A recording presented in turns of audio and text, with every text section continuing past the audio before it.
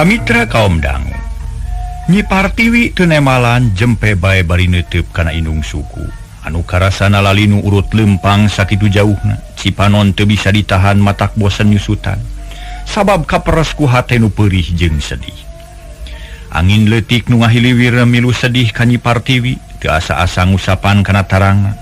Katara rambut Nyi Partiwi usik kawas anu aya nu ngusapan.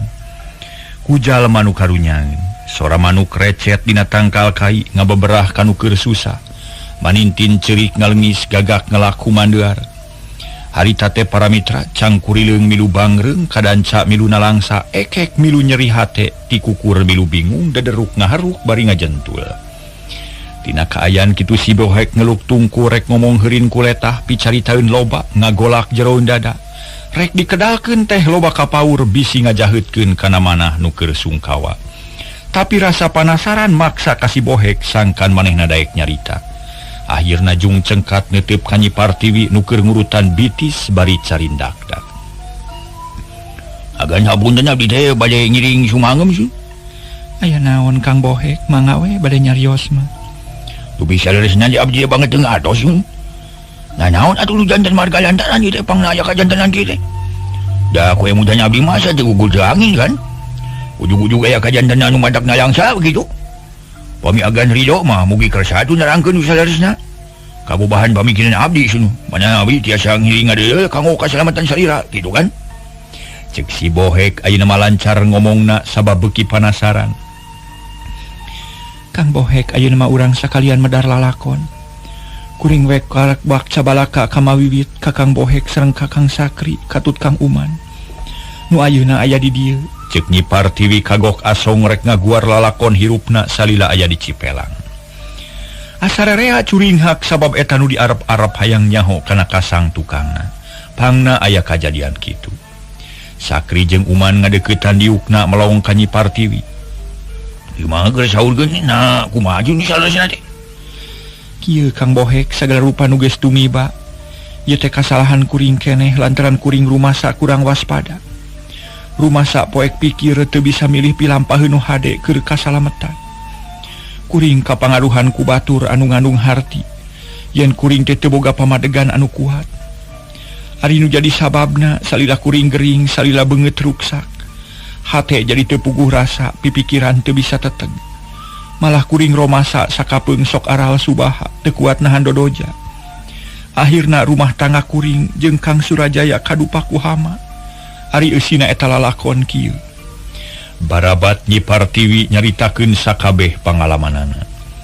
Ti mimiti katerap ku kasakit eta ku si Bohek jeung baturna di Bandungan tenget naker. Malah mawiwit nepi ka colohok bengong sabab inget kana kajadian-kajadian aneh nu lumangsung di imah Surajaya. Tah kitu nu janten sababna mah Kang Bohek. Astagfirullahaladzim. Mun gitu mah tuh si Suti mah racun baluru adunya. Kurang ajarnya tuh bisa diantep ya mah. Si Bohek menikah kerot. Sakilat manehna geus ngarti kana sababna. Puguh Sakri jeung Uman kaget poknanya.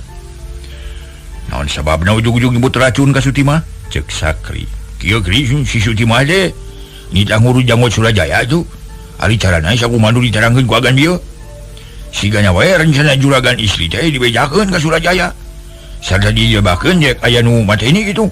Jadi teh adu domba alias pitana. Hayang ngancurkeun kula warga Surajaya kitu cek pamikir kuring mah. Sarerea unggut-unggutan.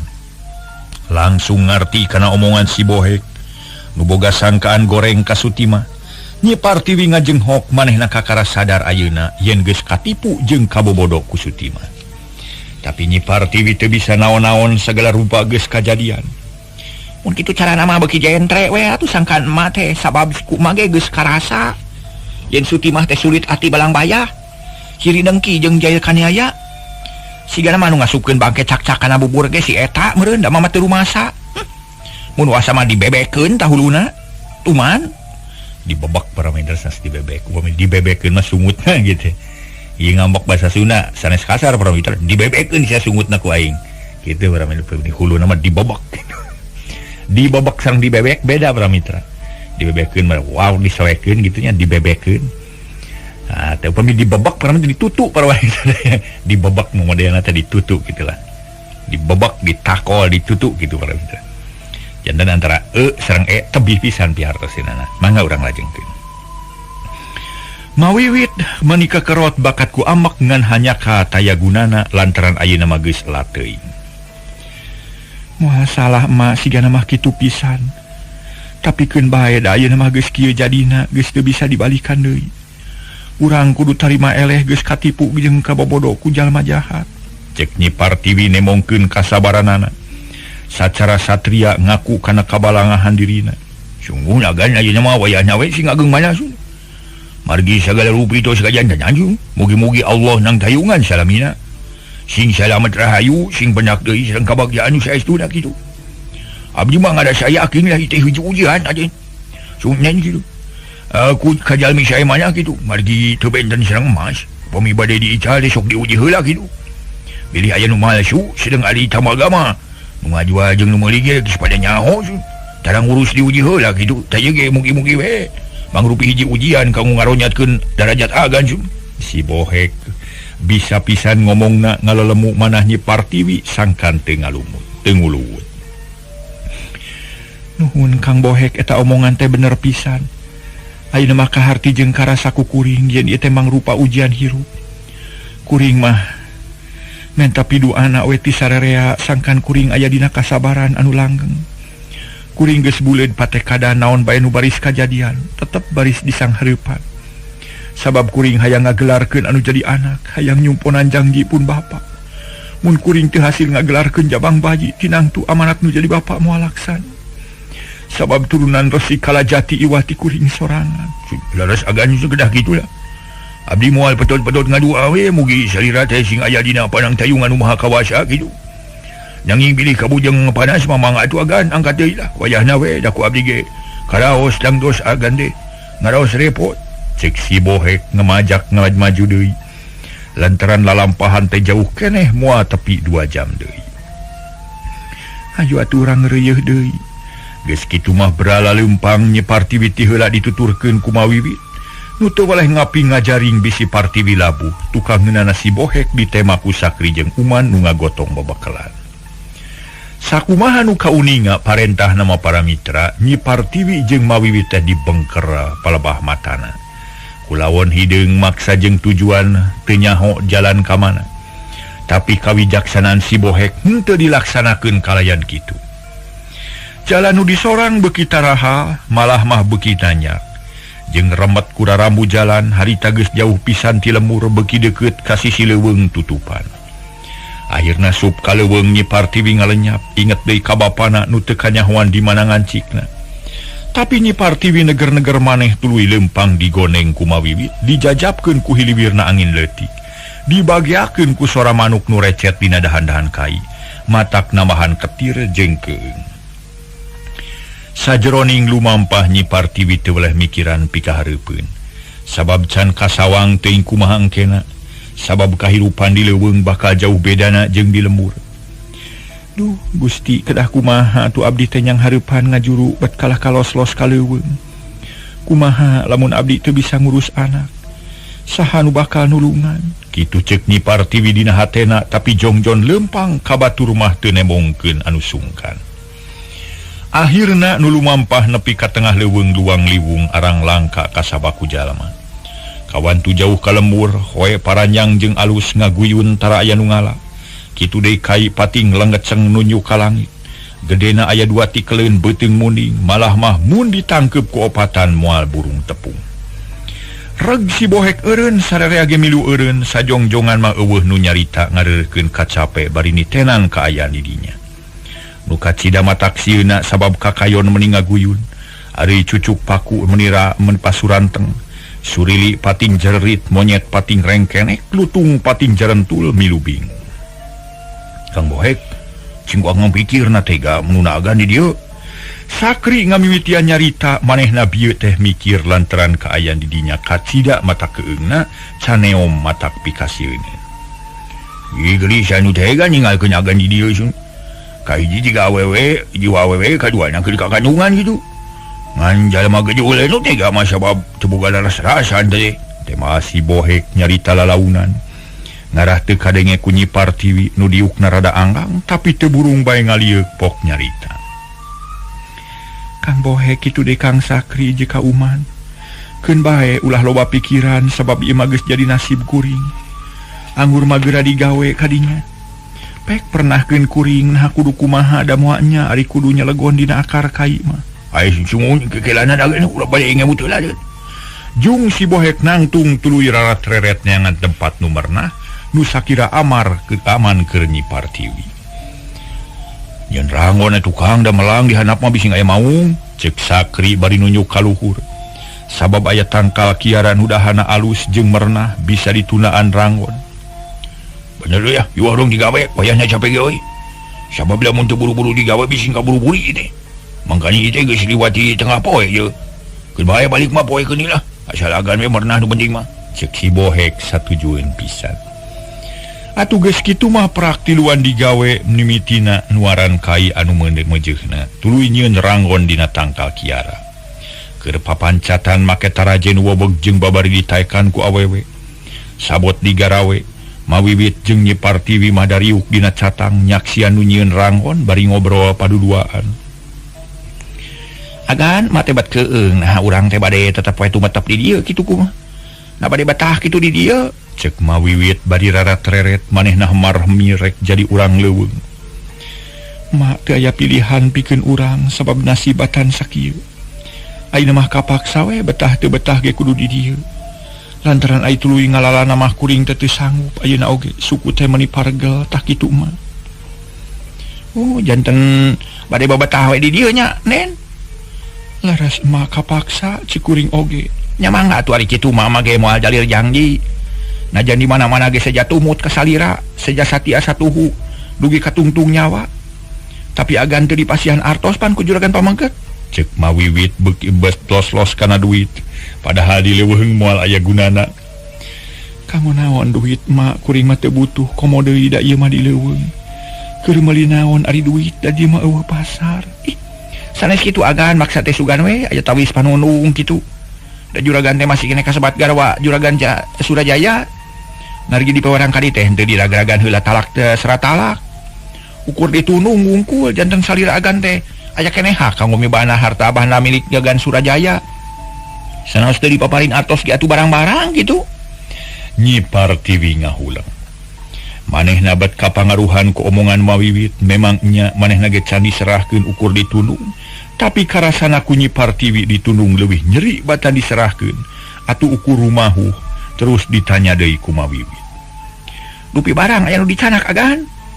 Barang naon mak kuring mah teu ngarti. Mun barang nu aya pangaosna we upami teh emas, inten, berlian atawa perhiasan sanesna tak kitu agan. Oh, eta ke mah poho deui. Nyi Partiwi uyup ayap manehna nginget-nginget barang kamemeutna. Nu dianggap hiji barang nu kacida gede hargana, ras inget kana kongkorong emas nu dipake nulis tulisan. Ras inget kana ali nu sarua make tulisan gap kana jeroen kutang karasa anu ngaganjel tuluy dicokot gorehel bungkusan leutik.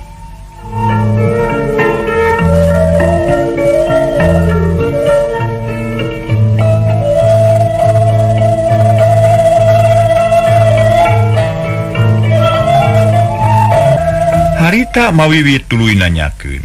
Naon teh agan? Mawiwit olohok jajantungna ratu. Asana mah kongkorong ieu teh mah barang nu gede pangajina pikeun kuring. Lain harga emas nu gede tapi ajenna ieu barang. Cek Nyi Partiwi bari muka bungkusan breh kongkorong jeung ali nu 5 teh. Tah geuning aya nu kacanak agan? Mawiwit milu bunga. Nya mah kabeneran bet kabawa sabab ieu teh tara jauh tina badan. Tara dituna dina lomari atawa koper sigana bae sakieu barang nu aya pangajian mak mah nu sejen mah eueuh. Lumayan agan mugi-mugi kapayun aya gunana. Margi ai barang kitu mah awet, moal luntur sareng moal gampi reksak. Asal apik nyimpenna, kade ulah dugi ka ical bilih peryogi kapayuna. Cek mawiwit kacida bunga heunana, sabab Nyi Partiwi teu lengoh-lengoh teuing. Keur kitu joa si Bohek nyampeurkeun gek diuk dina catang teu jauh jeung Nyi Partiwi. Malah dituturkeun ku Sakri jeung Uman tas migawe ranggon tea gek dariuk. Oh, agan sun. Mangga dingalian heula ieu cekap sakieu sun. bila aya nu kirang mah mangga tu pasti ampi dulu nak aku mah hasil tu margi cobian heula kaluhur bilih tarajena kirang kok begitu cek si Bohek bari nunjuk kana rangon anu kakararengse di jieun. Nuhun teuing Kang Bohek cukup sakitu oge. Pokona mah asal aman sarta ieuh keur cicing ulah kahujanan mun usum hujan. Cek Nyi Partiwi bari tuluy nangtung lempang lalaunan ngadeuketan rangon. Cat mancat kana taraje tuluy naik kaluhur ati-ati naker. Mimitina mah inggis tapi lila-lila mah bisa naik sup kana rangon nyeh seuri hatena ngadak-ngadak bunga nyempo rangon anu matak pika betahkeun. Kang Bohek sakieu mah cukup kuring betah di dieu. Sabab muasieun kumaung atawa sato sejen moal aya nu ngaganggu. Tapi kuring teh butuh kucai ka mana neanganana. Cek Nyi Partiwi bari nempo ka handap. Duka dua ganjing abdi teh terang su. Nah di mana ya nyuci nyusu sebenarnya rupina mah kedah milari heula kan. Margi dia teh tepi kana sirah cai tu. Cik urang atuh pangneangkeun sakalian da kuring mah sieun. Cek Nyi Partiwi terang-terangan lantaran kucai teh butuh pisan. Keun ku abdi kan sakri miheulaan nyarita leos indit trek neangan cinyusu atawa susukan nu caina bersih. Geus kitu mah bakal ditaekeun kana rangon malah mawiwit nuturkeun ka luhur. Tuluy bebenah sangkan leuwih pika betaheun ari Nyi Partiwi ngalungsar bari ngurutan bitis hatena bet nalangsa nempo ka aya di kitu teh. Da puguh teu disangka ti tadina bet kudu ngalaman kieu. Heuleut sawatara waktu kurunyung sakri datang tuluy naek kana rangon. Gek diuk deket lawang ditanya ku si Bohek ngeunaan hasilna. Hasil Kang tu di ditu aya cinyusu Kang, caina herang mending ngagencelang Kang. Saya kanggo ngaleut sareng sirama. Harita para wargi sadaya sakri laporan ka si Bohek tapi Nyi Partiwi nu nyarita. Jauh atawa henteu Mang Sakri? Henteu ganah itu balih ditu caketan ka picung anu ageng su. Sakri nunjuk nuduhkeun tempat cinyusu. Nuhun atuh moal hese neangan ari kitu mah teu ayeuna mah beral wae. Geura marulang urah melang jeung hariwang teu kudu nginget-nginget ka kuring. Sabab geus tepi kana milikna yen kuring kudu kieu. Ngan aya sarupa pamentah kuring omat ulah poho nepikeun salam. Tepikeun salam ti kuring keur Surajaya nu beunghar. Nuhun kitu kahadean katarima ku kuring sarta muga-muga Surajaya tetep dina kaaya teh asa boga hutang jeung boga dosa. Sabab ari hate leutik mah Surajaya oge teu tega miceu Nyi Partiwi kaleuweung teh da geus kasawang matak nalangsa jeung sangsarana. Tapi najan bari jeung kitu para mitra, Surajaya masih kene ngarasa lugina. Sabab asa geus hasil micieun rereged nu aya dina awakna. Lantaran Nyi Partiwi dianggap hiji awewe jahat nu teu bisa diantep karepna. Alah. Nah, make kudu mikiran nu geus kaliwat aing teh lalaki. Kudu boga putusan nu teteg. Teu meunang dua kleok kawas pucuk awi ketebak angin. Si Partiwi memang pantes mun dipicieun kaleuweung sabab hatena buruk alah batan ti bapana. Alah batan merog kacing salang. Teu bisa diantep kitu paduli teuing lah amanat bapana mah. Bongan manusia teu beunang dipikanya atuh. Mending oge yang anu sejen loba keneh awewe mah. Kitu cek hate Surajaya minang kaputusan nu pamungkas yen manehna tetep pageuh nyekel pamadegan Nyi Partiwi kudu dipicieun. Jung cengkat tuluy muka lomari maksud rek nyokot kongkorong jeung ali nu kungsi dibikeun ka Nyi Partiwi teh. Susuganan teu dibawa tapi barang di teangan teu kapangih eueuh hiji-hiji acan. Surajaya ngahuleng handeueul asa kalimgitan barang nu gede hargana. Wah, cilaka dibawa ku si Partiwi sigana mah. Memang geus direncanakeun ye buktina nu dianggap berharga ku manehna teu ditunda dina lomari. Tangtu salilana dibawa. Alah, bila kadar emas loba keneh beulieun lah, pesen deui we. Cek Surajaya koloyong kana kursi gek diuk cara tadi ngahuleng sagala di pikiran. Keur kitu panto kamar aya nu ngetrokan bus Suti mah asup bari nanggeuy baki. Dieusi ku kadaharan jeung cai kopi saemuk. Sok-sok ditunaan dina meja paroman Suti mah bear marah mai sabab hatena lugina. Angga ngaleut heulagan ulah ngalamun wae bilih teu damang sarios juragan istri mah da teu kedah diemutan wae. Tos kantenan kitu mah ayeuna mah payunan we nu aya supados teu janten panyawat. Cek Suti mah darehdehna keur ngomong teu asa-asa, teu asa jadi jongos. Nuhun Suti mah. Kuring rek barang dahar dan memang lapar, tapi maneh tong waka ini teu diuk dinya tah. Surajaya para mitra nunyuk kana kursi nu aya nu hiji deui. Nu biasana sok dipake ku Nyi Partiwi. Gek Sutimah diuk bari melong ka Surajaya. Bade aya pikir sawi naon agan abdi mah mending hareuwas. Teu kudu leuwas-leuwas eueuh pikaleuwaseun. Kuring ukurek nanyanya. Sabab tadi aya kajadian nu matak leuwas. Ari maneh satuju mun si Partiwi dipikeun ka leuweung, kitu ceuk Surajaya bari neuteu. Ih, agan abdi mah moal ngalalangkungan ka salira. Perkawis gan Partiwi angin juragan nu kawasa, bade dikitu bade dikieu ge mangga. Ari abdi mah teu gaduh kanggo nu nya tujuan atar pingahalangan. Ih, salah tuh ari kitu mah sabab kuring teh butuh ku jawaban anu pasti pikeun netegeun hate. Cik sakali deui jawab. Satuju atawa henteu kana hukuman nu ditibankeun ku si Partiwi? Kasih Partiwi? Satuju gan. Naon sababna make satuju? Margi saur juragan ge gan Partiwi tos buktos bade ngaroga halaka salira. Bade ngalanyawa ti bongohna. Pamilaras kitu mah abdi ge satuju, margi nu jahat mah kada dihukum nu berat ngarah kapo. Tak kitu nu janten margi nama. Ceuk Sutimah teu eleh omongan, sagala rupa kawas geus nyampak. Syukur atuh ari kieu mah. Tayina kieu ye kuring teh kacidangan nuhunkeunana lantaran asa jasa maneh beuki loba. Geus sababaraha kali nyalamatkeun nyawa kuring, maneh pisan nu diharapkeun ku kuring. Sabab memang nu kitu pagawean nu satia teh nya. Toh pati jiwa raga pikeun ngabelaan dunungan. Ieu kabeh geus karasa ku kuring sarta katarima pisan. Barang ngadenge omongan Surajaya kitu hate Sutimah meuni surak bakat ku ato. Tapi ari paroman mah teu robah, api-api teu butuh ku pamuji. Siga nu nyawa ikhlas tur tanpa pamrih, pok nempas dari anaker. Ih juragan, ari kanggo abdi mah ngabela kadunungan teh sanes perkara nu aneh, margi kitu sakedahna. Ari kadunungan mah kedah wantun ngetohkeun jiwa sareng raga. Kanggo kasalametan dudungan. Nanging mugi jantan uninga we abdi mah kikituan teh sanes hoyong dipuji. Henteu aya pangarahan estu celik putih celak herang. Bijil tina ati sanubari leres-leres hoyong bumela kadunungan. Ari nu janten margina abdi teh tos kedal kecap. Yen bade satia satuhu kadunungan nu tangtos kantenan ageng jasana. Kadiri abdi teh kapungkur abdi parantos nyanggem yen abdi teh upami teu dijahit ku juragan mah boa toing tos kumaha tangtos sangsara kadungsang-dungsang moal kantenan menak neda tak kitu abdi teh gan. Heuh syukur atuh. Kaharti ari kitu mah teu tela omongan maneh teh bener-bener ayeuna mah geus bukti pisan yen si Partiwi lain awewe bener. Lain percayaeun buktina kasalaki geus tega ngalanyawa. Padahal mah kurang kumaha atuh, harta loba di imah bebas, ku salaki dipercaya, tapi nah masih keneh ngalasan kanu teu puguh. Kata mata mah bet aya niat mateni estu ningaleuweuhi. Nah kumaha maksud? Nanya kuring mah teu bisa neguh ieu kana tujuan nu sanyana. Cek Surajaya bari ngusap beungeut. Upami dipercanten mah abdi ge terang kana tujuanana. Nah kumaha cing caritakeun. Kieu agan pangna aya kajantenan kieu teh gan Partiwi teh tos badanten sareng mawiwit bade narekahan satia-satiasa sangkan harta bana mutlak janten milikan Partiwi. Salajengna anjeunna milari rupi-rupi tarekah kanggo ngahonta cita-citana. Nyahirna aya kajantenan kieu agan. Ceuk saha maneh nyaho.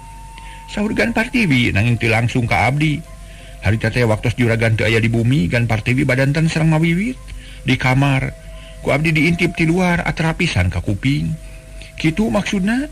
Nu mawi wawiwit mah wantun mungpang kana kasauran juragan. Buktosna leuwih bela kagan Partiwi batan ka juragan, tak kitu. Ngadenge caritaan ti Nyi Sutimah para mitra sadaya. Anu ngandung jarum-jarum racun teh para wargi sadaya. Atuh puguh we jarum racunnya sekeutnya bahaya. Surajaya harita para wargi sadaya ungut-ungutan manehna beuki keheul beuki keheul ka Nyi Partiwi jeung mawiwit. Manehna beuki kakepeul ku Sutimah. Jiwana saolah-olah geus aya dina dampaleungeun Sutimah. Surajaya geus kacekok ku omongan-omongan nu ngandung racun, teu sadar yen dirina keur keuna ku pitapak anu ngabahayakeun. Paingan atuh ari kitu mah. Kaharti pisan ku kuring ge ari kitu mah. Untung dibejaan ku maneh mun henteu cilaka gede ieu. Heug Sutimah jasa maneh katarima ku kuring. Ti mimiti poe ieu maneh bebas di imah ieu. Sabab maneh nya bumelana ka kuring, jung teruskeun digawe. kuring rek mikir heula jeung dipageto rek init di Kabatawi. Cek Surajaya mungkas obrolanana hatena regreg deui. Unyuk sumangga agan wilujeng ngaleut. Leos Sutimah init ningalkeun Surajaya nu geus mimiti hulang-hulang. Siga nu kabung bulengan hatena teu daek cicing sabab ngait ka Sutimah. Nu bieu ngaleos init sanyana mah Surajaya teh hayang ngobrol nu leuwih jauh ngeunaan pribadina tapi can wani sabab asa can tepi kana waktuna. Akhirna Surajaya kaluar ti kamar tuluy nyamperkeun ka istal. Nempo pagawena nu keur ngurus kuda kasampak teh Mang Kayim jeung Mang Juha keur ngawadul. Nempokeun sawora jeung Ruhadi nu keur ngaros kam kuda.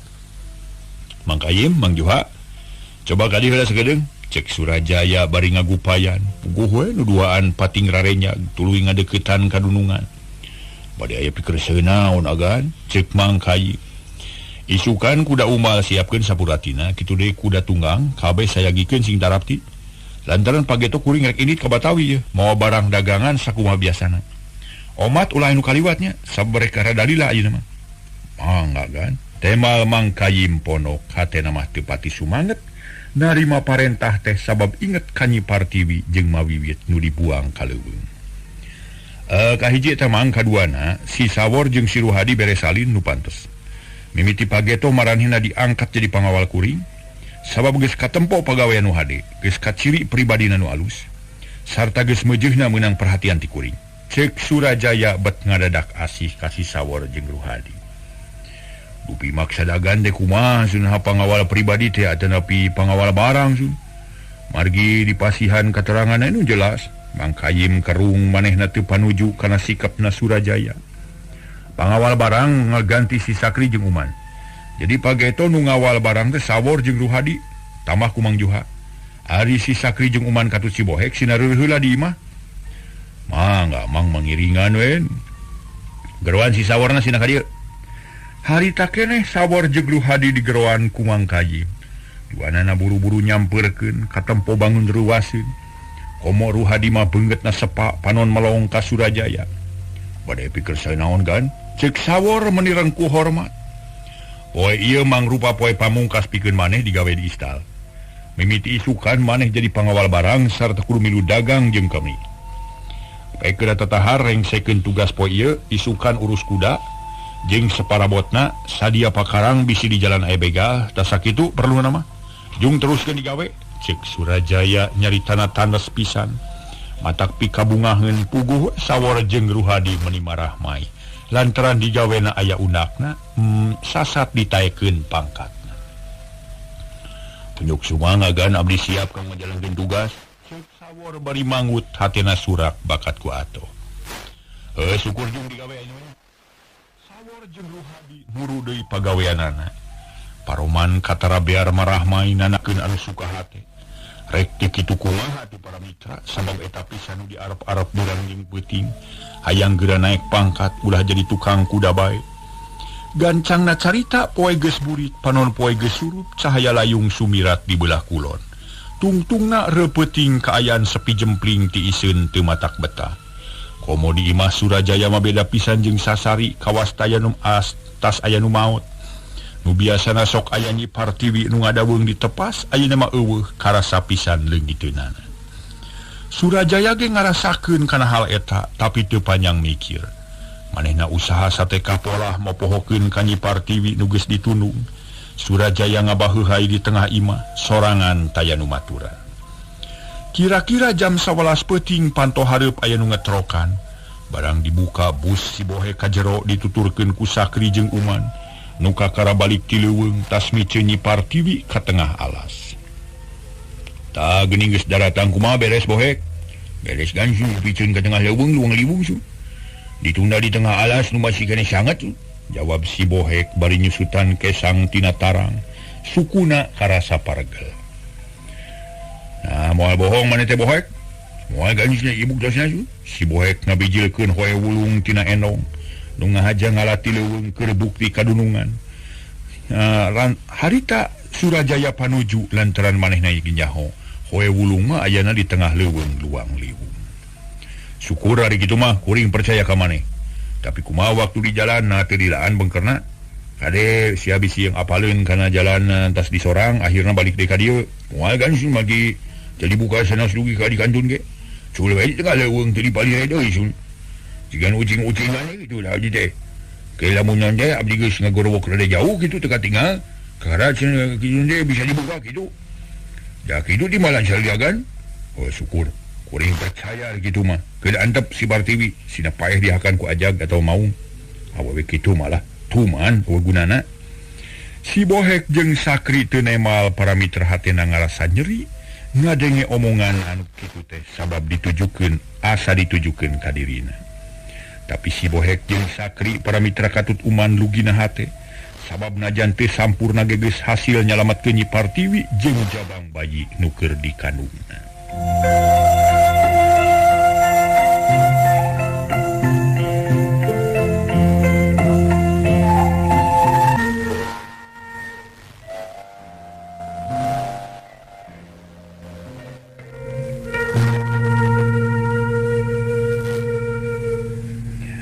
Surajaya nyarita deui para mitra sadaya. Tayana kieu Bohek.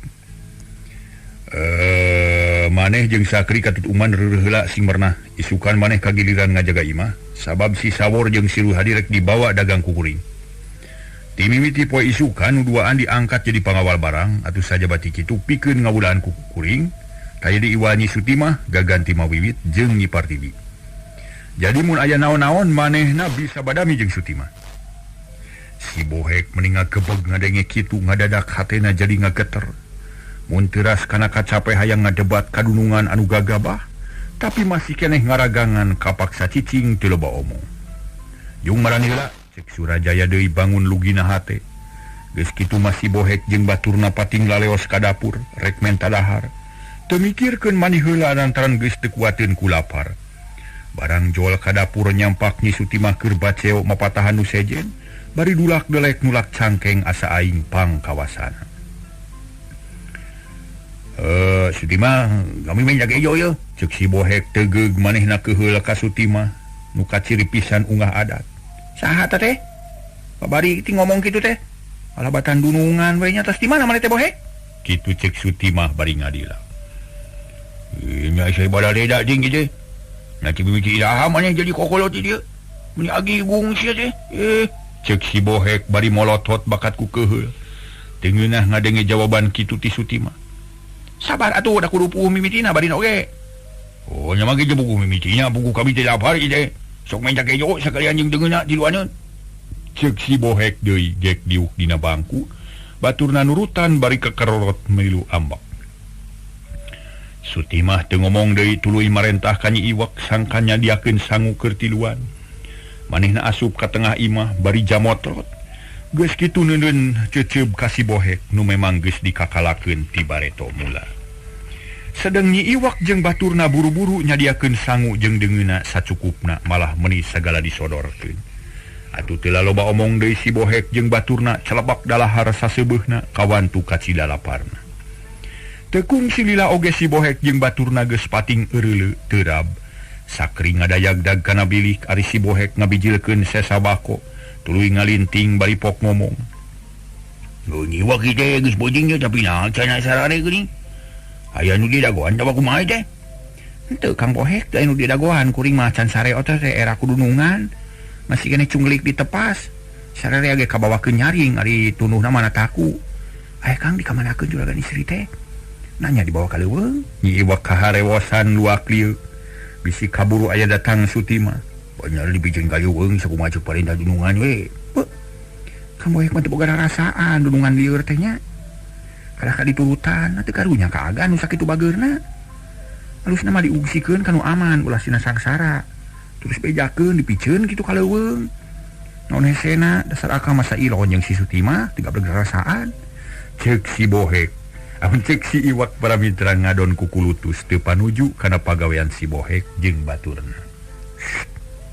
Da teh ngomong jeung Iwak lah Kang jeung Aldi atuh. Si Bohek ngantelkeun curug kana bibir. Panon melong ka Nyi Iwak. Kumaha tuh ayeuna? Amanya gen mah moal matak cilaka pokona mah. Ngajanya we tong hayang hanyaho lah tempatna mah pokona beres we. Haga tuh nuhun atuh Kang Boheknya. Nyi Iwak bear deui paromana ngarasa bungah Ari ngadenge kitu mah keur kitu torojo Sutimah nyamperkeun. Jalang jeleng di dapur palatat polotot ciga dunungan atuh keheuleuan si Bohek tepok nyarita.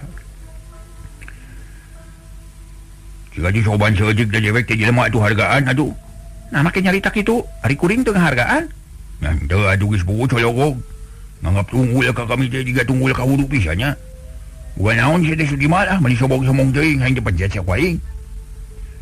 Maksudna mah dipecat sans dipencet. Pek wae bisa mah. Aing teh sieun, paling-paling ge sia nu dipecat ku aing. Kebeng si Bohek ngarenyag sataker kebek. Lantaran omongan Sutimah para mitra, kalah kabeuki wani estupok sang naker malah sakri jeung uman aroloho bakat kureuwa sok sieun jadi kanyataan. Punyaan gelo si Sutimah ngomong kemana wae euy. Ulah ngomong kitu sia isu pageto ge bukti. Geus ayeuna mah teu kudu loba bacot, cigeura hees. Sia atawa kami nu kudu ini ti dieu. Kami ngamarentah ka anak buah. Sutimah ngusir ka si Bohek jeung baturna kituna bari tutunjuk ka luhur. Si Bohek ngagidir nafsu para mitra huntuna kekerot nahan amarah. Mun ngagugu nafsu mah hayang nampiling ka Sutimah, hayang nyiksa saseubeuna. Tapi si Bohek ngarti kaayaan di eta imah keur loba kariweuh. Jung si Bohek teh nangtung tuluy ngaleos ninggalkeun dapur, dituturkeun ku sakri jeung uman anu sarua jadi ceceub ka Sutimah. Waktosna seep di